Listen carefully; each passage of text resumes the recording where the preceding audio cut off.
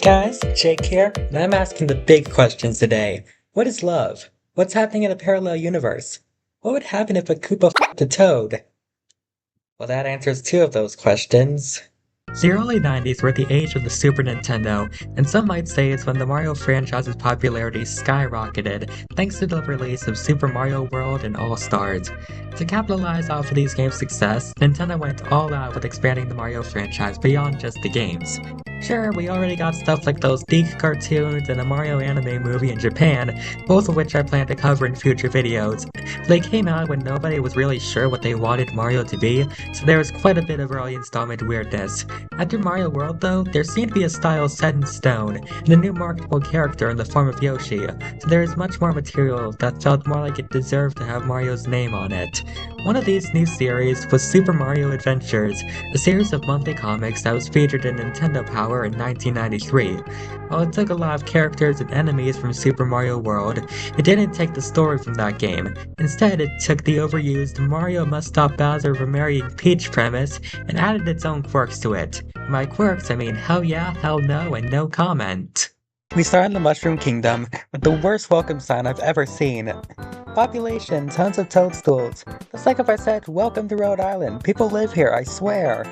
Anyway, we see Mario and Luigi enter singing a cute jingle that I can't help but read in the tune of the Super Show rap. It turns out they've been summoned by Princess Peach, who's throwing a party soon, but has a problem with the pipes. The Mario Bros clean up the mess pretty quickly, except for a green pipe that Mario's never seen before. More of them start sprouting up everywhere, then all Koopa Kingdom breaks loose. Soon, Bowser and the Koopalings appear and spend 2 whole pages showing off in the grandest proposal never televised, only for it to all fall apart once he threatens to turn the kingdom into stone. Look, Bowser, I get it. Who doesn't want to marry a princess who's also a gamer? Did you really need to threaten her with something that I'd see on Reddit? How do you know she's not already a scaly? Unsurprisingly, Peach calls on Mario and Luigi to defeat Bowser, but Mario's already been turned to stone, so they find some kind of mushroom chiropractor, and Mario has the sort of post-wake-up energy I can only dream of possessing. Just before that though, Peach takes off to try and fight Bowser herself without really having any sort of plan. I'm glad she's trying to be proactive when it comes to her kingdom, but doesn't she have a whole Toad army who could take the fall for their princess? Anyway, the Mario Bros hear about this and make sure Peach doesn't follow through with her suicide mission.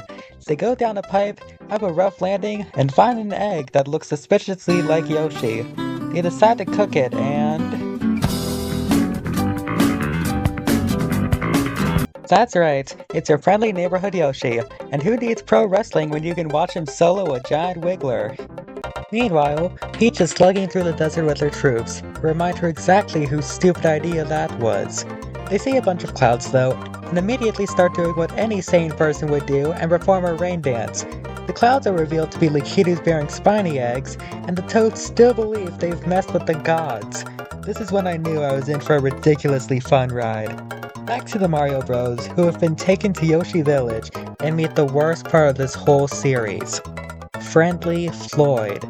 Apart from just being a generic con artist, there's absolutely nothing about him that says Mario.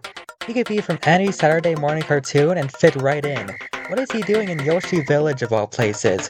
The only good thing I can say about Floyd is that he's the reason we got that legendary Yoshi translator, but that has more to do with his minor role in the story than my opinion on him as a character. Anyway, a Toad comes rushing in and tells the Mario Bros that Peach has been kidnapped. I wonder whose fault that was. In the next issue, we see Peach trapped inside the Koopalings Tower, which is being run by Wendy, my favorite teenage alpha bitch. The Koopalings assure Bowser that Peach is secure, but this was published in April, so you know she was just getting her annual prank in. After battling Wendy, Peach jumps out the window, something I would totally expect from her at this point. She safely lands using the Cape Ex Machina, but she's so insane she probably could have landed just fine without it. Mario, not knowing that Peach has escaped, crashes a bullet bill into the tower and gets kidnapped by the Koopalings as compensation for their previous mission failing.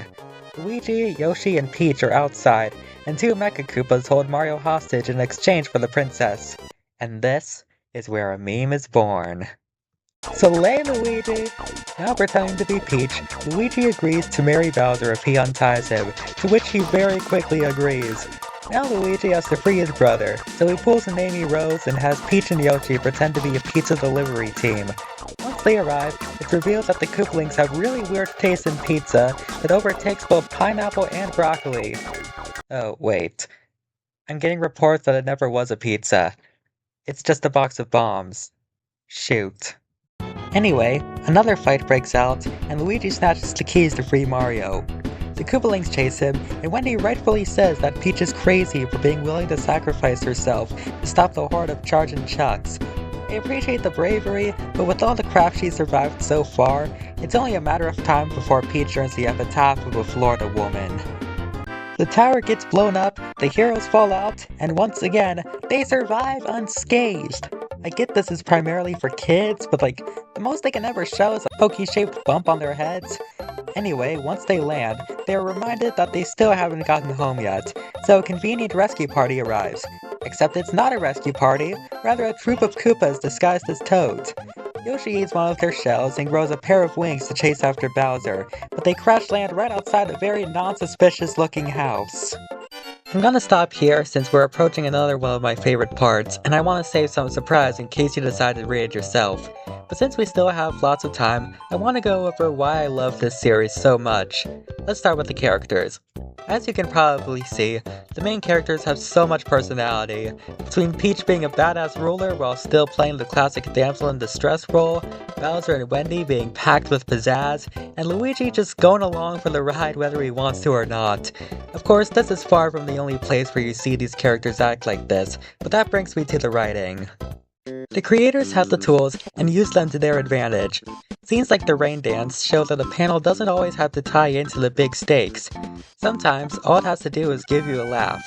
The writers understood the assignment and packed this comic with both action and wacky humor. Too often nowadays, it feels like Nintendo plays it safe. Apart from Mario Wonder, everything just feels kinda samey. It's not as bad as the 3DS and Wii U era, but I still wish I could have been there when they were willing to play around. I guess we have Illumination's Mario movie, but again, that's Illumination. They're known for this kinda stuff. And of course, I gotta bring up the art style.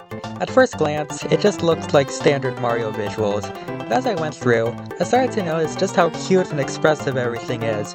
There's a face for every emotion or scenario you can possibly think of, and there's a lot of attention to detail in the backgrounds, where otherwise, you could just expect a bunch of dots. And I know I said this before, but the artists did way more research than anyone else at the time. I guess it helps that this was in the official Nintendo magazine, but at a time where Larry looked like a crackhead and Nipper plants had human teeth, this had to be a breath of fresh air. Overall, Super Mario Adventures is a masterclass in how to write a Mario story. There's world building, game mechanics, character-driven chaos, everything you could ask for. It may not be canon, but it still deserves to be remembered. If you want more deep dives into Mario weirdness, and maybe even Sonic content since I brought that up a couple years ago, be sure to hit that subscribe button and help me reach the triple digits. For now though, this is Jacob, signing out.